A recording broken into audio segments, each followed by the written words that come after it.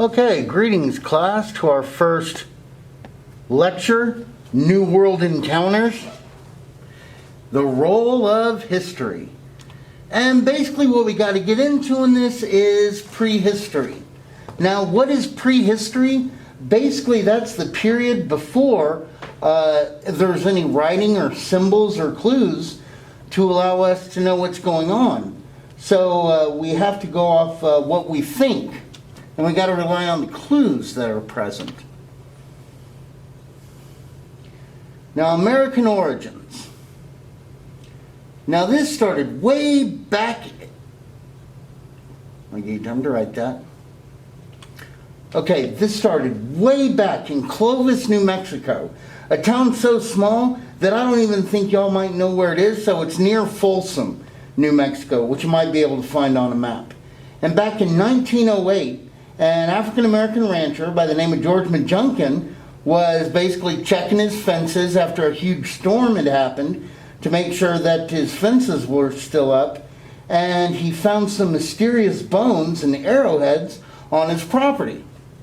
Now, 20 years later, a grad student by the name of Jesse Figgins was looking for something to write on, and he came off this newspaper article because basically George Majunkin, yeah, he told people, hey, look at what I found, but he's a rancher. He has to get back to ranching. They did a little report on it, and not much happened till Jesse Figgins was looking through that paper, and he came across this find.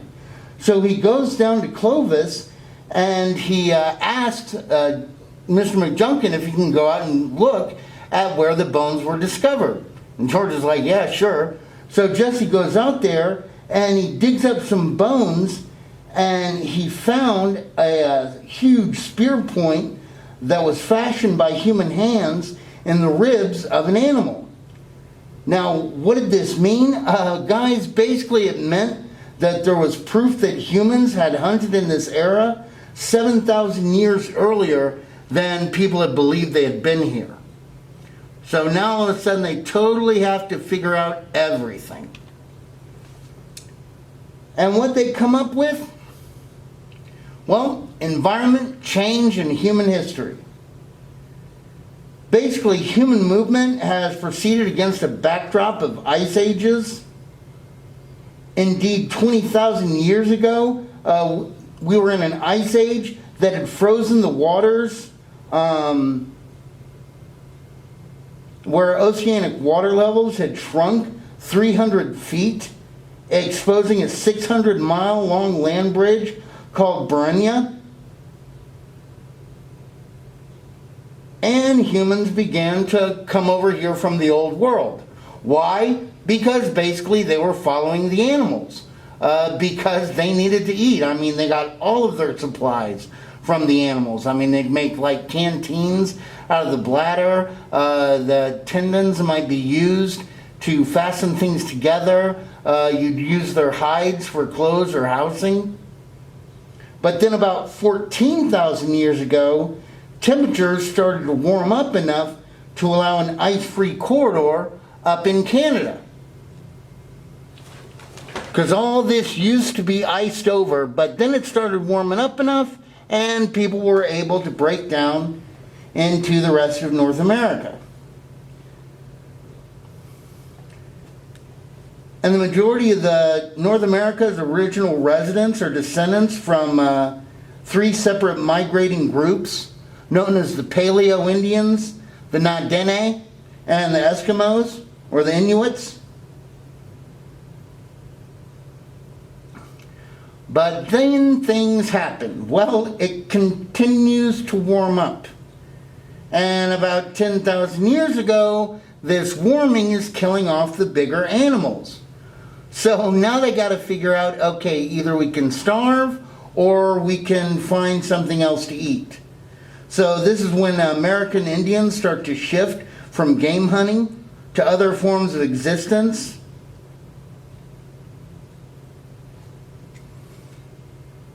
Because the big game was gone. Ready for the next slide?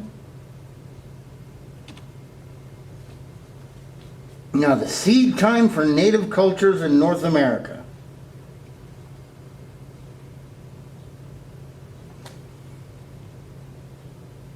Now, the first phase we'll talk about is the Archaic phase. And during this time, basically the Native Americans developed a new way of life. Started living off of vegetables, small game, and fish. What's the consequence of this? Well, if you're not constantly having to hunt after your food, but you can stay in one area for a little bit, all of a sudden you're going to have permanent settlements that begin to appear. You start having a population growth and also a luxury that's known as free time. Guys, we are so endowed with free time. What's free time? Free time is you don't have to worry about protecting your property. Free time is you don't have to worry that you're going to have enough food for tomorrow. Free time is where basically you can spend it doing whatever you want. And because of this, you start to have the growth of a cultural life where people start thinking of who they are, what the laws are, who the gods are, etc. You also have the development of finer stone tools. And dogs, which are one of North America's only domesticated animal, become domesticated at this time. Now, why would you domesticate dogs? Well, guys, why do we have dogs as pets today? Well, part of it is security. They might be a guard dog. Part of it might be just companionship, because you enjoy having the dog. One of the dogs I have is a border collie. Basically, that's a breeding dog where the owners would use it to guide the herds. The Native Americans would use their dogs as work dogs as well. Because remember, they didn't have the horse at this point. So they'd make like little kivioi that the dogs could take when they were moving from one hunting ground to another. Because basically they'd stay in a place for a season. The berries are in. And then when autumn came around, we got to go where the pecans are. Oh, and also, of course, dogs during the winter, if food things got tight, they'd eat them. Now, I know that sounds, what? That's crazy. Well, guys, if you've ever known anybody from FFA, Future Farmers of America, their project might be a pig that they grow all season. And at the end of the season or the project, they might sell it to a butcher. Just because that's what some FFA people do. Ready to go to the next slide? Plant cultivation and the growth of new societies.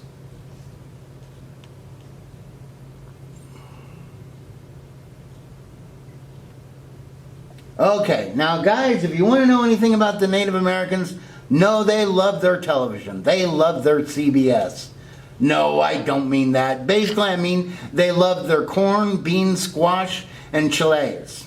And of course, the corn they called maize.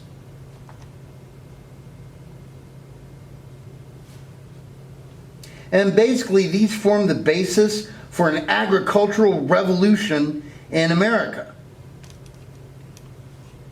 Now, why is it such an agricultural revolution? What are some of the advantages?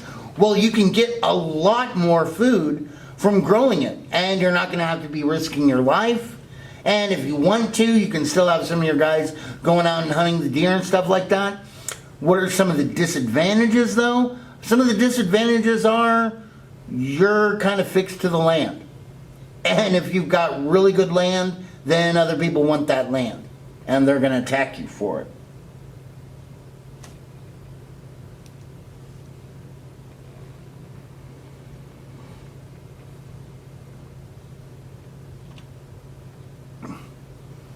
Now, one of the first societies that we're going to talk about is the Adena culture.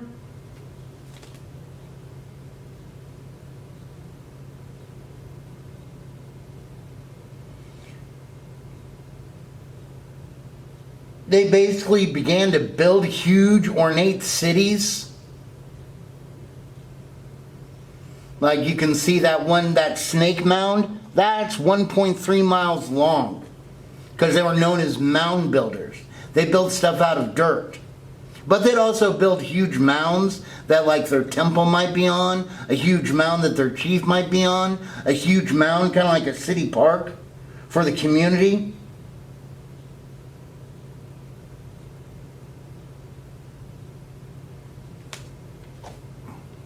And they're around from about 800 BC to 100 AD, near the Mississippi River. Ready to go to the next slide?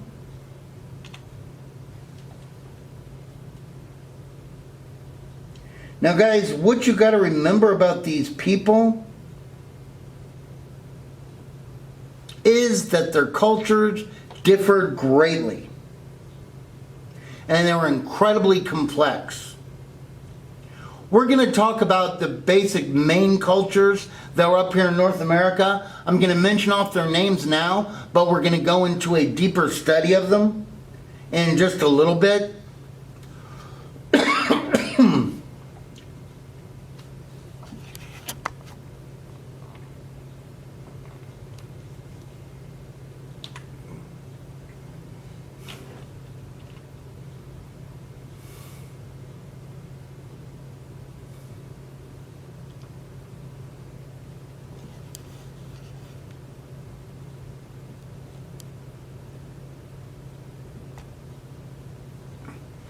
Okay, and the cultures that we're going to talk about, probably the most powerful one that had the best land was the Mississippian culture, that basically had the rich alluvial soil of the Mississippi River. And they were able to grow abundant crops. And of course, everybody wants food, so they'd trade that for the goods that other people might have. The next people are the Northeastern.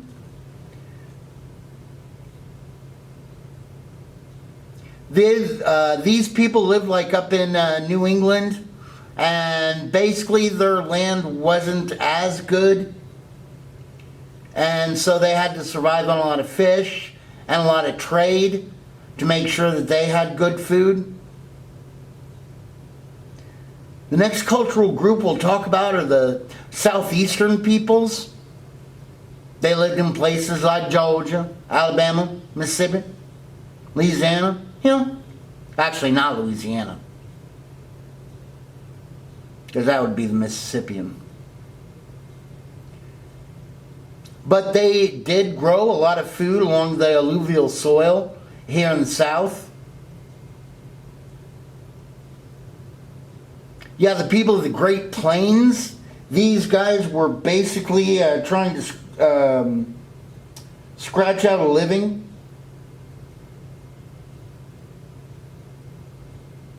As they had to divide their time between hunting, raising crops, and trade. Because unlike today, where you have wells that are dug down into the Edwards Aquifer, they didn't have that kind of technology back then. And it doesn't rain all the time in the Great Plains. And the people who had it toughest were the Native Americans of the Southwest. These are the guys that constructed cliff dwellings and had to use pretty smart drip irrigation systems to raise their corn. And they had to rely heavily on trade. And because their land was so difficult, other people didn't really want their land. So they didn't have to devote as much of their society as an army to do that. All right, you ready to get into each of these groups? Now, like I told you, the first one is the Mississippian culture. That have like the Hopewells. who their culture, one of the huge cities they built was Shikoya. That and in its ruins, you can see it was a center for the exchange of ideas and products from all over the Western Hemisphere, from the East Coast to the West Coast, way down into Mesoamerica. But they had incredible land. So they also had to be fierce warriors. Now these guys were mound builders, and one of the biggest things they built was Monk's Mound, which was a pyramid made out of earth more than 400 feet high. And I told you they also built other mounds for their priest, chief, and for ceremonial areas. They were around basically from 700 AD to 1400 AD.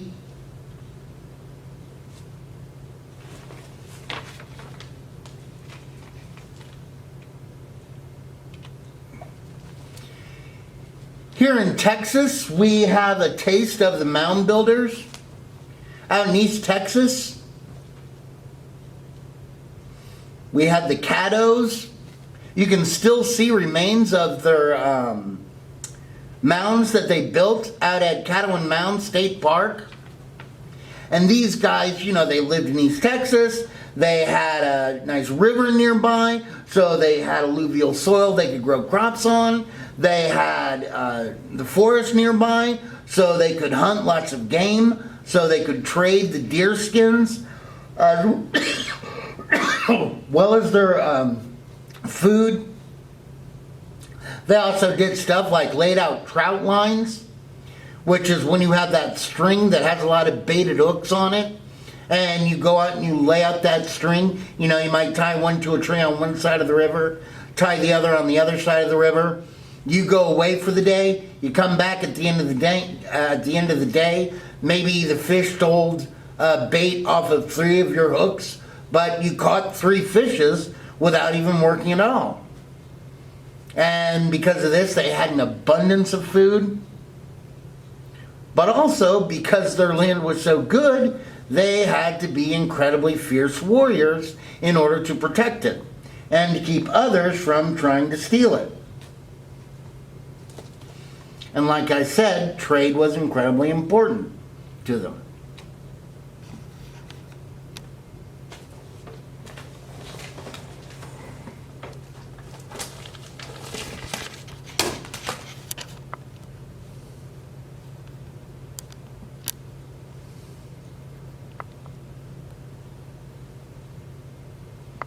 What in the world?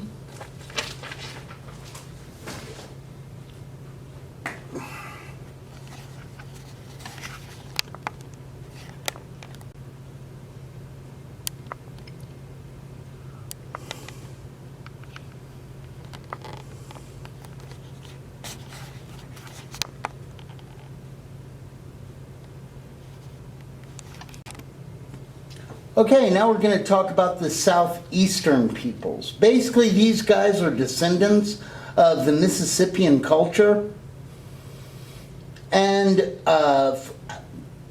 these guys basically had weaker chiefs. Why? Well, because the Mississippian culture was so, it made so much off their trade that in order to get people to come out and move where they could start kind of a similar society along the river systems of the South.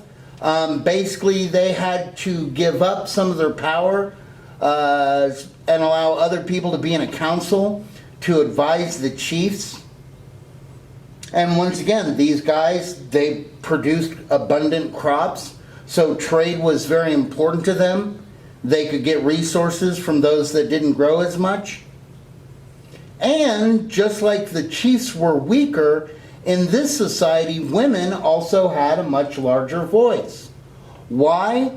Because they had to be kept, that was what was given to them, because they had to be kept happy, because it was a little bit tougher to live in the southeastern cultures than it was the Mississippian.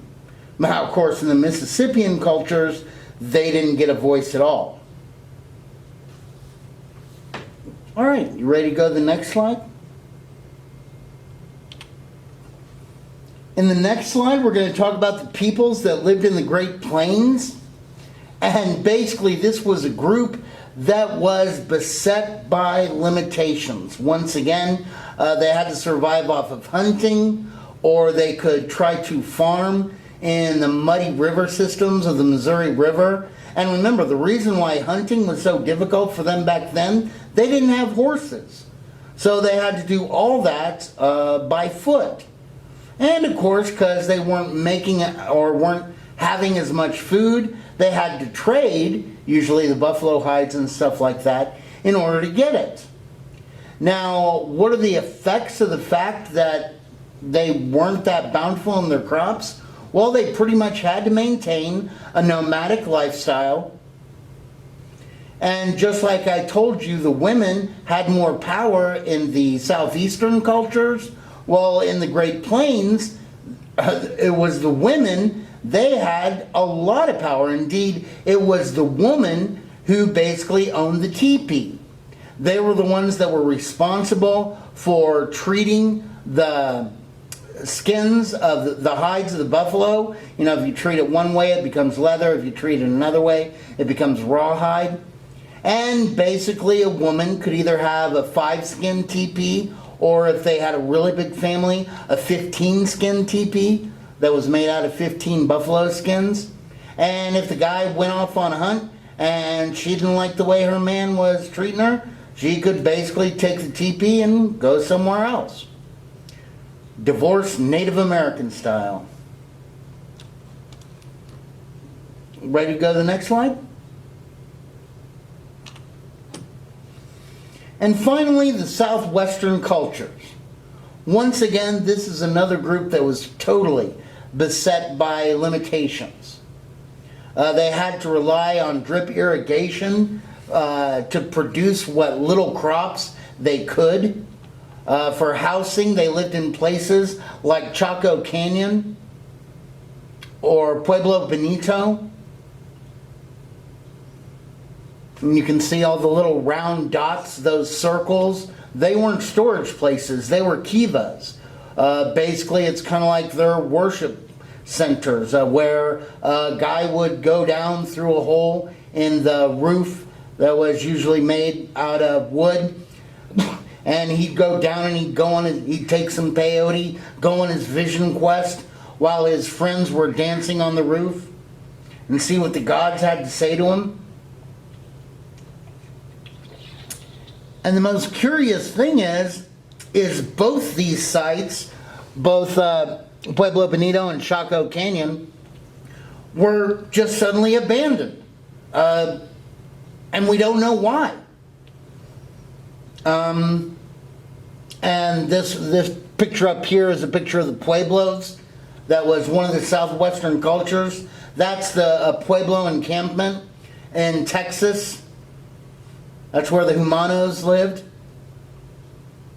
And as you can guess, trade was vital for these guys to be able to get enough food. Now, what did they have to trade in return? Well, basically there was a bug that lived on the underside of cactus leaves that they'd scrape off the bug and they'd squash it, dry it out, and it made a red dye that other Native Americans really wanted to have. So they were able to trade that for goods.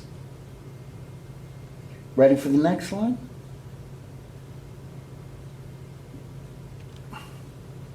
Old world outreach. Well, this is where we get into the problem of myth.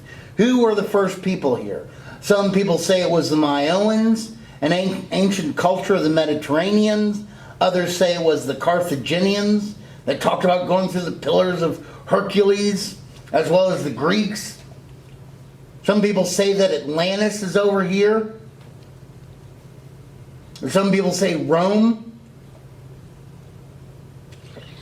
was the first culture that was out here.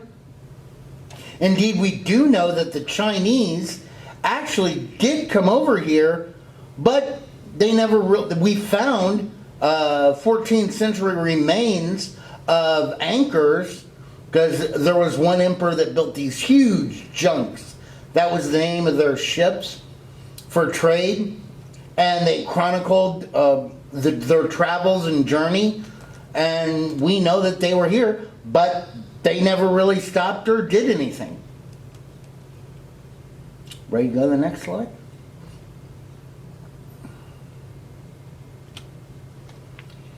European outreach in the age of exploration.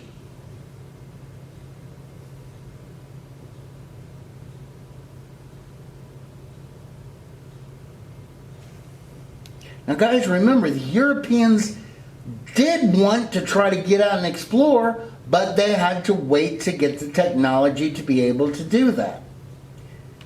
And who were the first people that had this? Well, it was the Vikings. The period from 700 to 1100. Basically, they were able to design a boat that was long, that it could survive an oceanic cruise, as well as go into and be utilized in the rivers of Europe. And it was, of all things, called a long boat. Now, by 860, there was a ship that was going out to explore, and they thought from Denmark, and they thought they sighted land at Iceland, and they founded colonies on it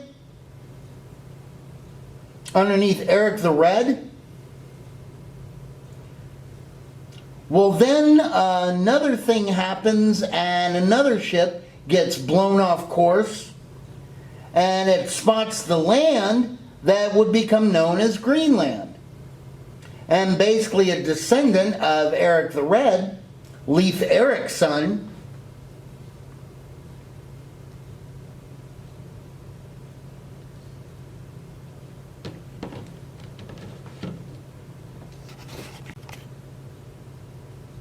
and so they're in Iceland, and in about 870 another voyage gets blown off, and they discover Greenland. And Greenland didn't have a name by this time, neither did Iceland. But basically, Eric the Red, who was kind of the governor of those places, he was the promoter. Well, Iceland had a lot of people living in it, and he wanted more people to move to Greenland. So he gave Iceland the name Iceland, and Greenland the name Greenland. I mean, what do you want to go to? Do you want to go to a land of green? Or do you want to go to a land filled with ice?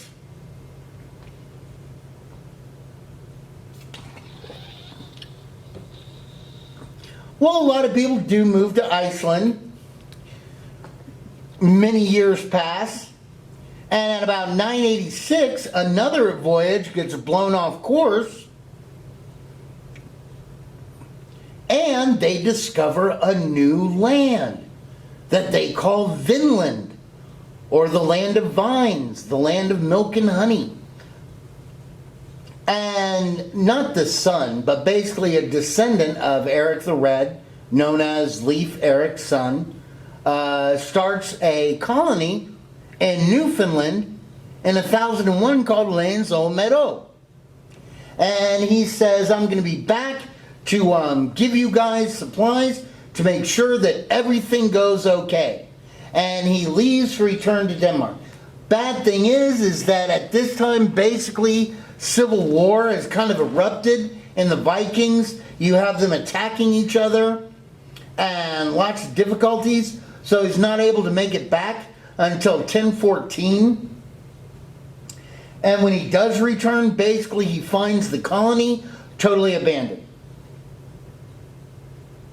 Now, what happened to the people? Well, a lot of people think that they moved into and intermarried with other Native American tribes. But why do we count this? Because even though they were only there for such a small period of time, they did affect the balance of Native power in the region with the metal tools that they had forged.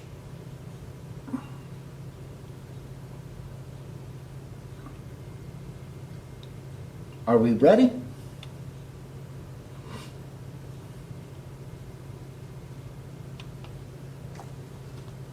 All right, small steps. Crusading, trading, and the rise of nation states. Well, like I told you, Europe was very interested in exploration, but they were still in the Dark Ages. Now, why do we call the Dark Ages the Dark Ages? Because basically they were struggling so much for survival that they didn't really have time to have a lot of scholars to go back and keep all the knowledge that the Greeks and Romans had brought forward. Only deal is that the Muslims had continued to study the Greek and Roman works. In fact, they even expanded on it. You had some rudimentary brain surgery that was going on in the Muslim kingdoms. They developed the zero.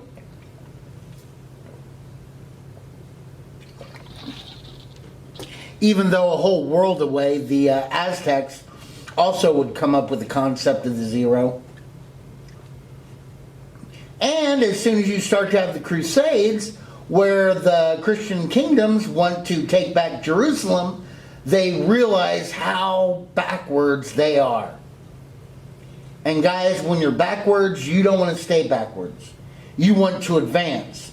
And if you're going to have something as huge as a war, then you're going to need a nation state to supply you with resources. So you start to see the unification of nation states, which were little duchies and kingdoms that joined together.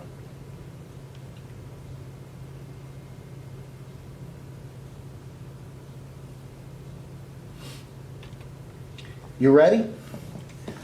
For example, in France,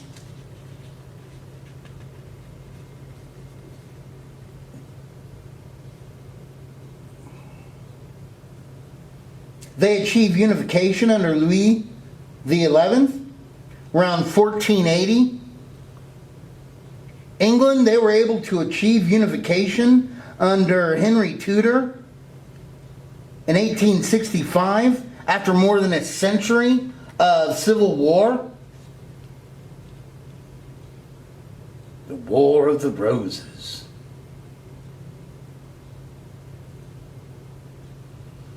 And if you like Game of Thrones, the War of the Roses is kind of what Game of Thrones was loosely based on. Got it? Meanwhile, you also have Spain, who basically they have to go through the Reconquista, because they didn't have to go all the way to the Middle East to fight the Muslims. The Muslims had taken over more than half of Spain. And basically you have the Reconquista, where the Spaniards were fighting to get the Moors out of the Iberian Peninsula. And Ferdinand and Isabella were able to achieve national unification. Ferdinand was from Aragon. Isabella was of Castile. With their marriage, those two kingdoms were united. And basically you have the completion of the Reconquista in 1492, where they're able to drive the Moors out of Spain.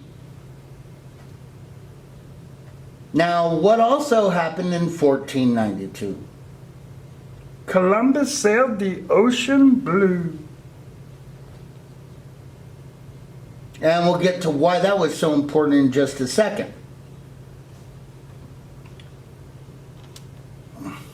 Ready for the next slide?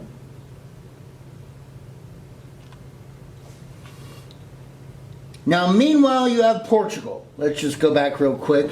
Remember, that's Portugal right there. And they had already defeated the Moors while Spain was still at war. And in Portugal, you have Prince Henry the Navigator, who basically was a big-time supporter of maritime exploration, or exploring things by sea. I mean, he opened up his own school with an observatory. He brought in the latest technology. He brought in the best cartographers. Now, what's a cartographer? A cartographer is somebody who studies maps. And he pushed exploration mainly south further than anyone ever had before.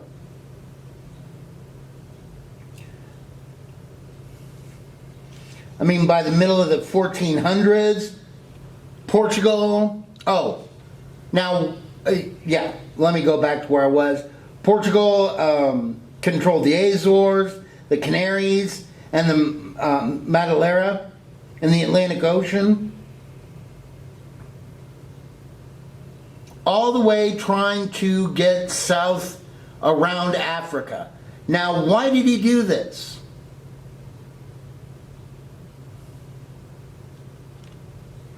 Marco Polo! Marco Polo! You peeped! No, I didn't. You get out of the pool. Basically, Marco Polo was a guy who was just a teenager. He was 14 years old when he and his father go and they borrow a lot of money from people in Venice, saying they're going out on a trade expedition out to China, to Asia, to get goods to bring back for trade. And guys, as you can see, they took some by boat, some by land. It took them more than 24 years to get out to China and back. Indeed, Marco Polo arrived in Venice a week before the treasure train did that had all the trade goods on it. And he told them of like all the goods he had and the silks and stuff like that. They thought he was lying and they threw him in jail until a week later, all of a sudden, all of the, like I said, the treasure train gets back, all the trade goods, and they're like, oh my gosh. And they basically release them, and they made tons of money. But guys, it took them 24 years. Why? Because a lot of it was land. If you could figure out a way to get around Africa and can make a water route, basically it would dramatically cut down on the time that it took you to make that journey. So like I told you, he's pushing down, going south, trying to get around Africa. He discovers the Azores, the Canary Islands, Madeira, continuing to go south around Africa. And as they're going south, basically they come across the Songhai Empire near the Gambia River. Now, who are the Songhai?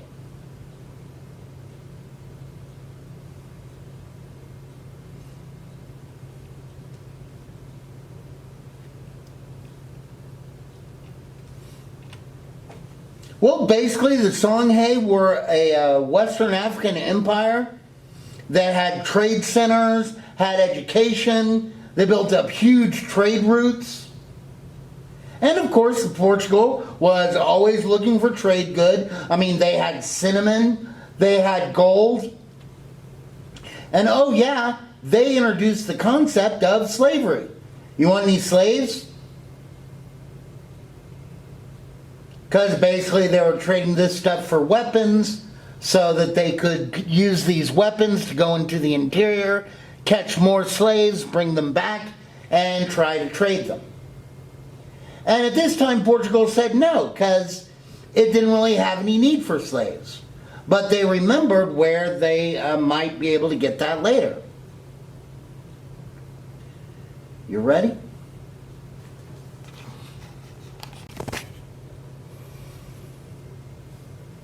Okay, and so they keep pushing the exploration further and further south.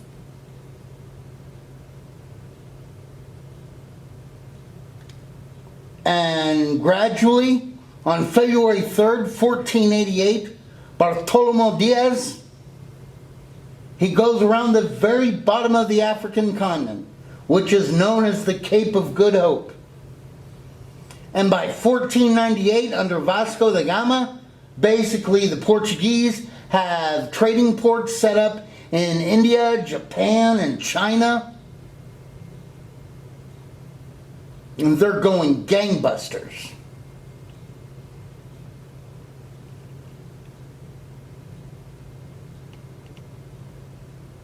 Ready? Now, of course, nature, economics detests a vacuum. You have all of these countries that see how much money Portugal is making, and they want their piece of the pie. Countries like Spain, England, and France all now seek routes to get out to Asia. And doing this, they try to utilize new technology, like the compass that they got from China, and the astrolabe that the people of Arabia had perfected.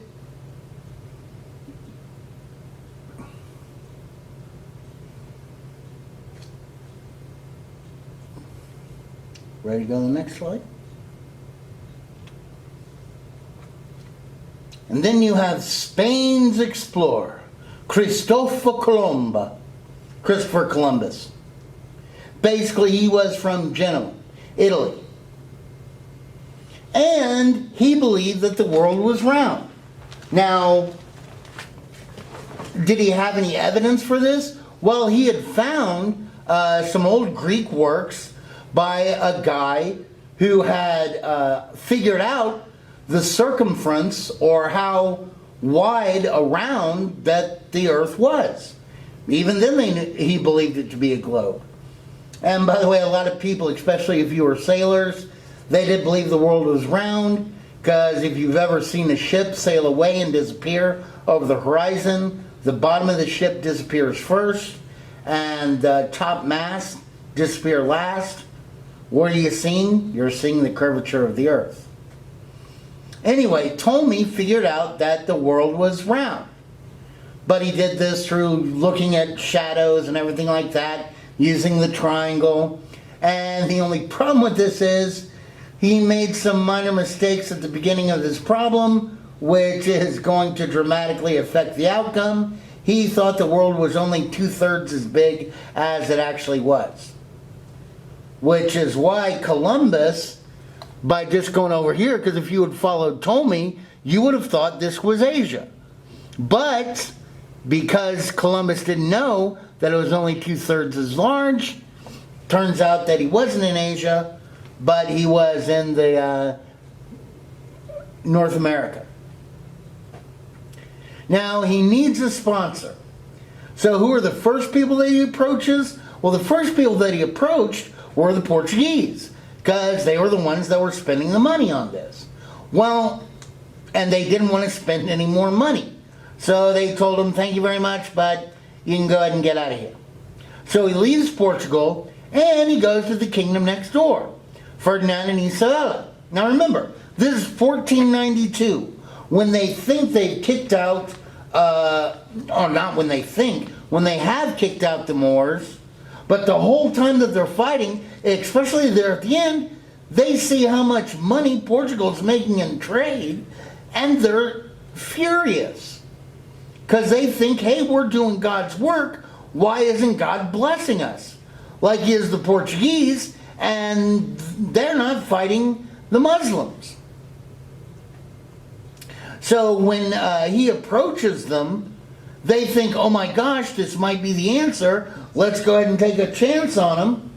So they go ahead and they buy 3 ships for him to take to on his voyage. The Nina, the Pinta, and the Santa Maria. And so he sets sail. Because he thought the world was only 2/3 as large as it was, he doesn't bring as many supplies as he needed. His guys are like on quarter rations, when all of a sudden they spot a bird flying in the air. Well, what does that mean? That means there has to be land somewhere nearby. So, according to myth, he nailed the doubloon to the mast, saying that that gold doubloon would go to the first guy that spots land. And the next day, you hear the cry from the crow's nest, "Land ho!" And basically they had discovered the island of Hispaniola.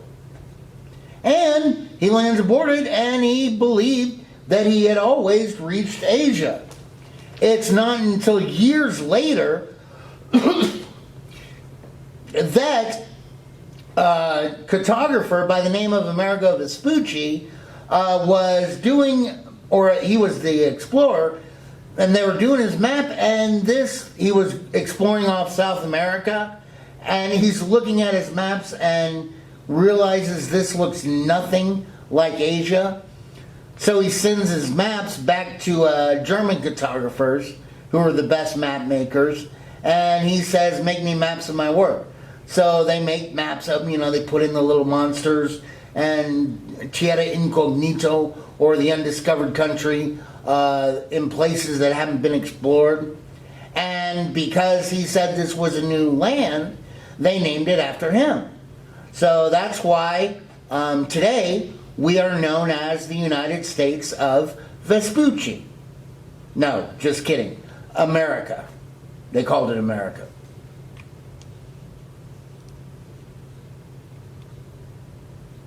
You ready?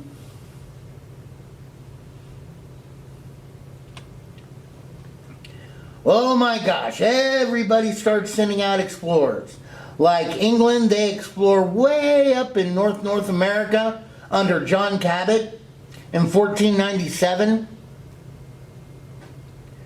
And the reason why they're so far up there is because they don't want to get caught. They're not as powerful as Spain at this time. France, meanwhile, they send over Giovanni de Veranzo. They're a little bit more brave. They basically explore from the very tippy top of Florida along the Atlantic coast.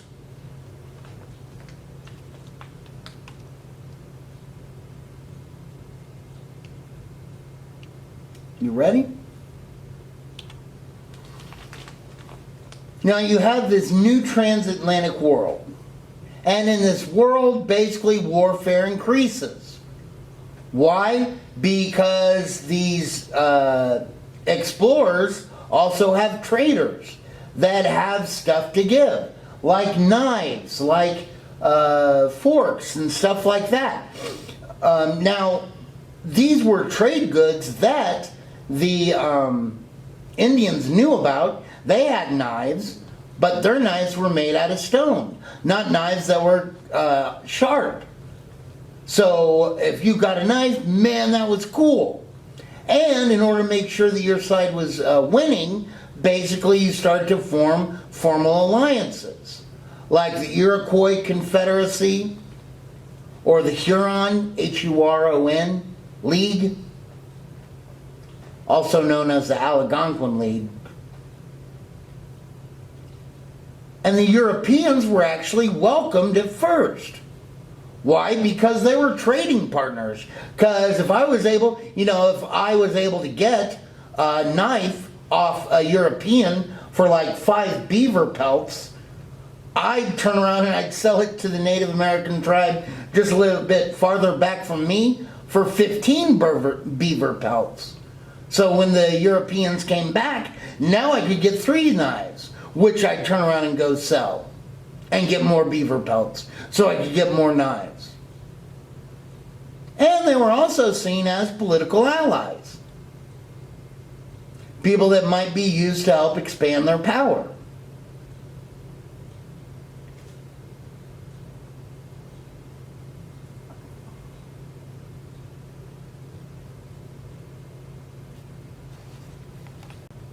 All right, the challenges of mutual discovery.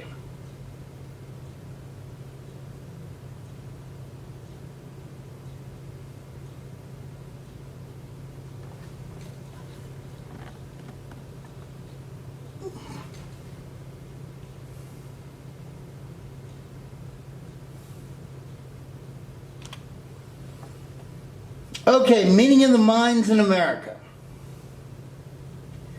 basically you had both European challenges as well as Native American challenges. Because with the Europeans, how are they supposed to view Native Americans? They'd never seen anybody like that before. And for the Europeans, almost everything that was supposed to be was in the Bible. And the Bible says nothing about this new land or these new peoples.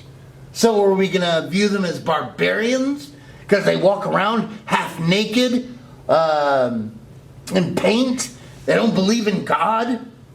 Or are we going to see them as angels? Oh, they're one with nature. They're pure. And guys, sadly, a lot of people still continue to fix them into one of those two groups, either as barbarians or angels. They're not. I'm 16% Cherokee. We're not. We're just like everybody else. Meanwhile, what about the Native Americans? Well, their view of Europeans, according to their religion told them that the Maker, or their Creator, made everybody, even though their Maker may like their tribe the most. So they were okay with the Europeans, and something really that helped that out was the effect of the trading goods. They were making a lot of profit off of being with the Europeans and trading the goods to other tribes. They were increasing their resources. Ready to go to the next slide? So this is where we enter into what's known as the Columbian Exchange, which is the interactions in like 3 different continents among American Indians, Europeans, and Africans, each introducing new diseases to each other, new plants, new domesticated animals,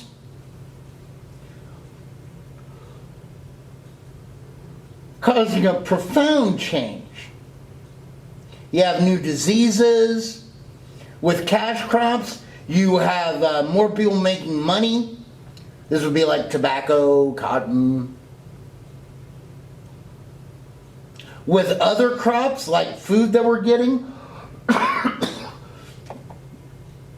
more people are able to eat. And you can have more people. And also because now we're having new animals coming over, you have economic and environmental alteration.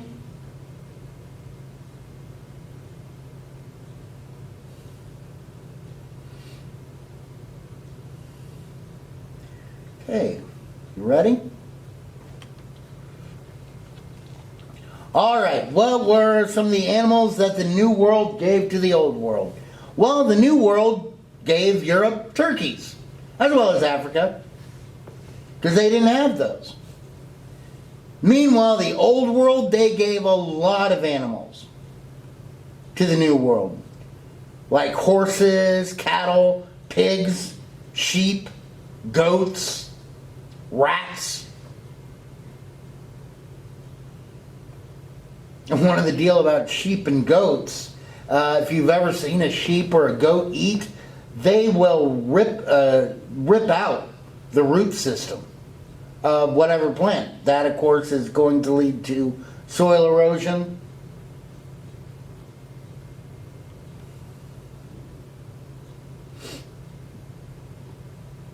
Everybody ready?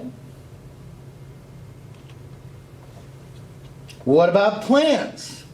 Well, the New World gave plants like corn, potatoes, tomatoes, squash, beans, chili peppers, chocolate, and tobacco. The Old World gave plants like wheat, oats, rye, and barley, as well as rice and sugar cane.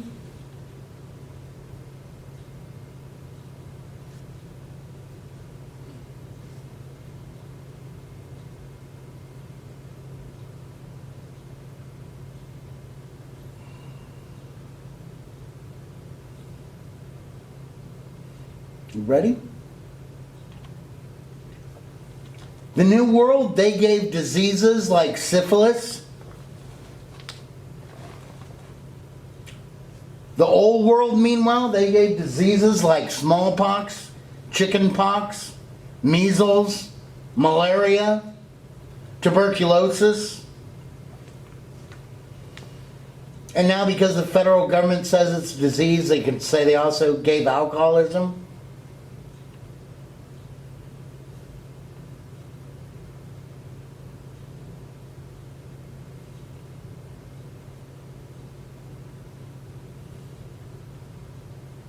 You ready?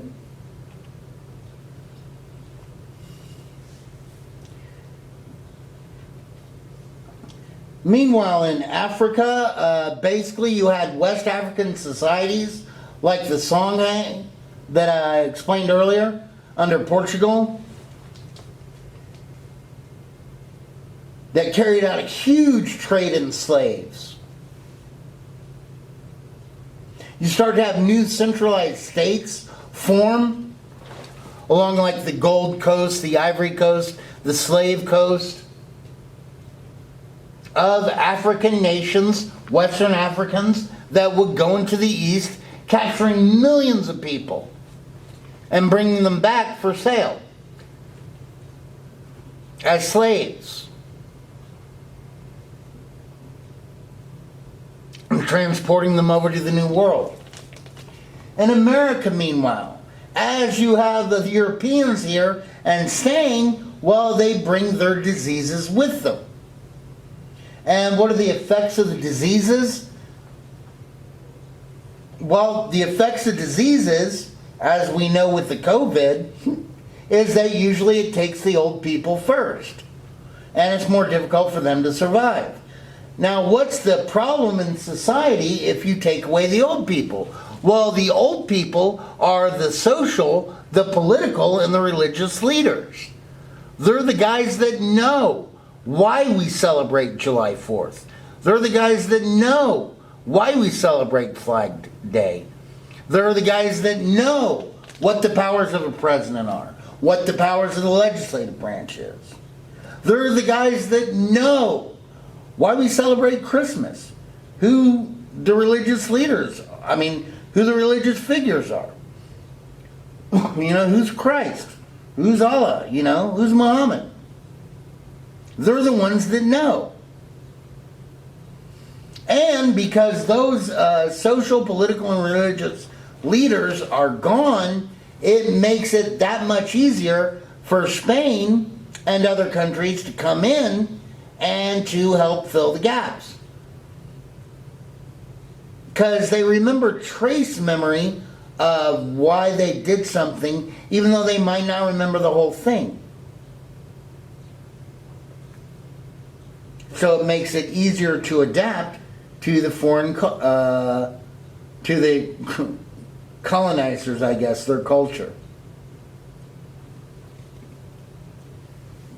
Ready for the next slide?